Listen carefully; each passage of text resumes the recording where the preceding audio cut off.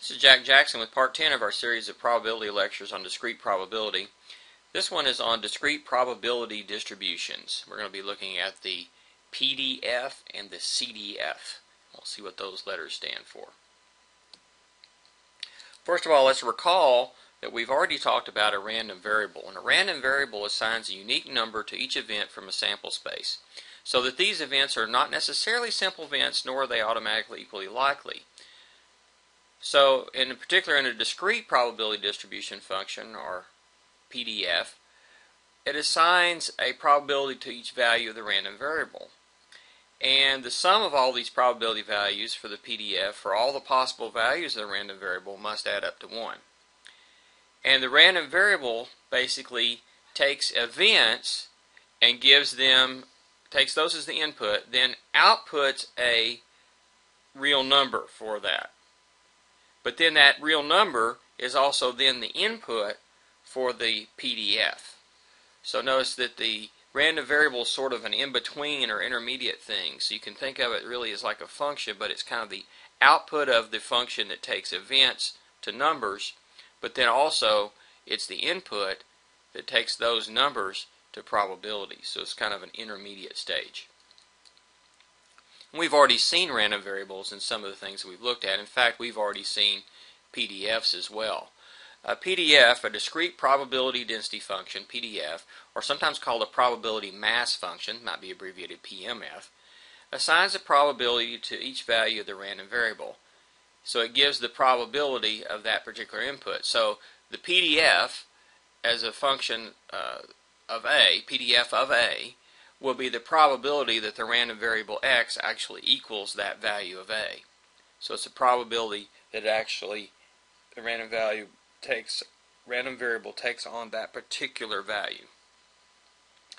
And of course, as we said before, the sum of the probability values of the PDF, in other words, the sum of the output values of the PDF, for all possible input values for the random variable must add up to be 1. Standard idea of probability. Probabilities all add up to 1.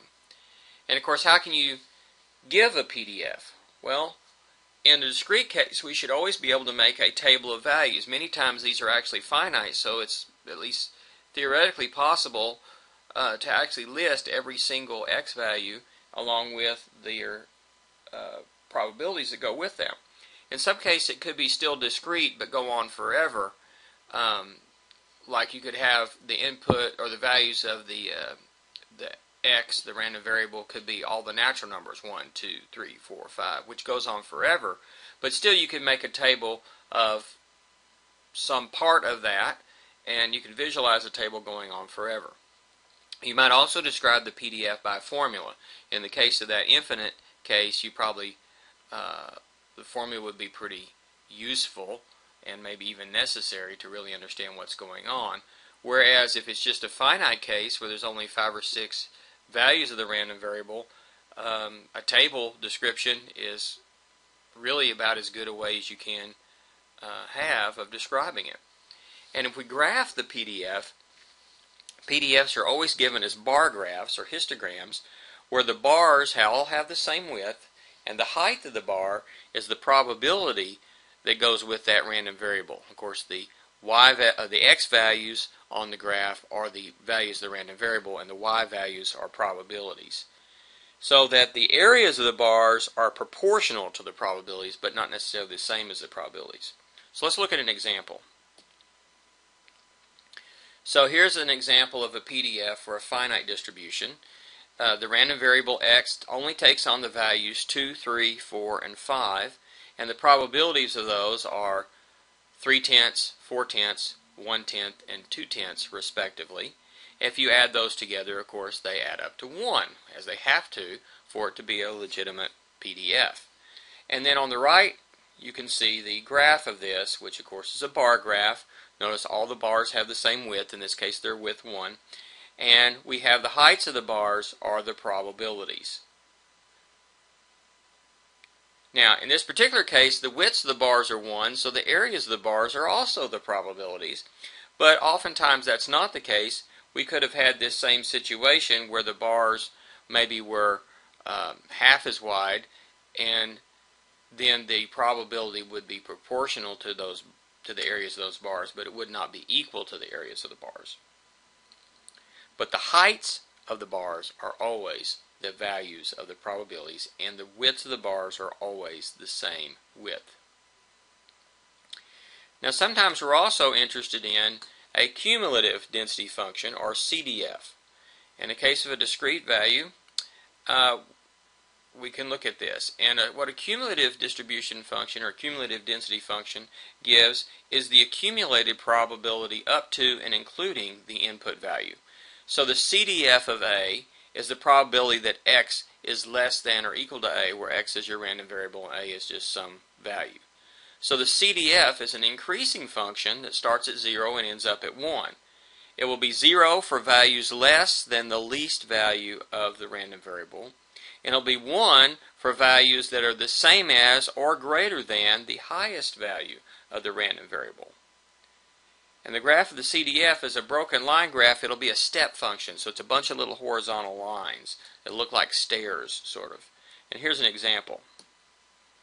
So in this example, same example of the function that we had before, that we had the PDF, we can look at the CDF. Let's look at the table first. So the probability that x equals 2 is 0.3. The probability that x equals 3 is 0.4. The probability that x equals 4 is 0.1. And the probability that x equals 5 is 0.2. Those are the values of the PDF. The values of the CDF accumulate those. So this is like, PDF is like frequency, and the CDF is like relative frequency. The PDF is like relative frequency.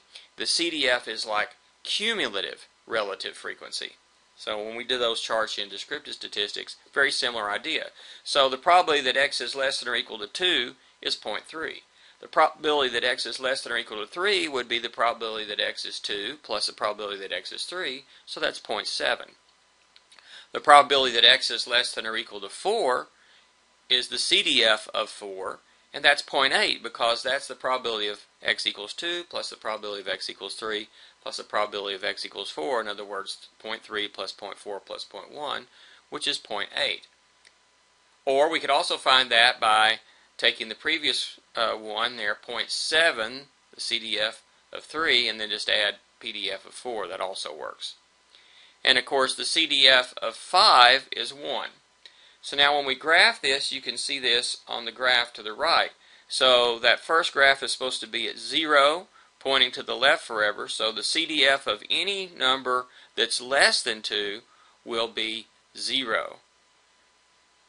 And then we have an open circle on the end of that, an open dot at the end of that at 2, 0. But then we have a closed dot at 2, 0.3.